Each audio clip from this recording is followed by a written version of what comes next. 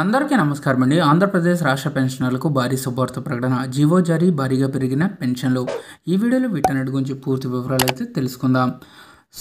Pension పథకంలో మార్పులు, ఉత్తర్వులు జారీ చేసినటువంటి ప్రభుత్వం. ఏపీలో అమలవుతున్న పెన్షన్ పథకంలో పలు మార్పులు చేస్తూ నూతన ప్రభుత్వం ఉత్తర్వులు జారీ చేసింది.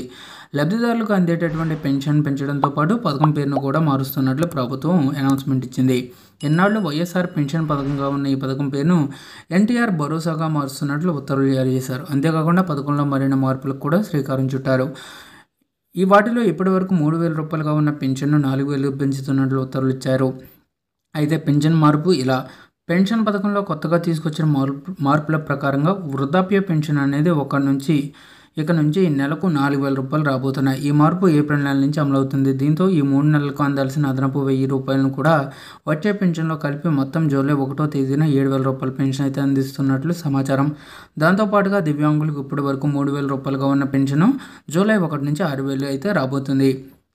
కుష్టుతో వైకల్యం సంభవించిన వారికి కూడా 6,000 రూపాయలు అందించబోతున్నారు. కిడ్నీ, కాలేయం, గుండె మార్పిడి చేసుకున్న వారికి, డయాలసిస్ స్టేజీకి ముందున్న కిడ్నీ వ్యాధిగ్రస్తులకు ఇన్నాళ్ళు 5,000 రూపాయలుగా ఉన్న పెన్షన్ 10,000 రూపాయలకు పెంచుతున్నట్లు తాజా ఉత్తర్వుల్లో ప్రభుత్వం ప్రకటించింది.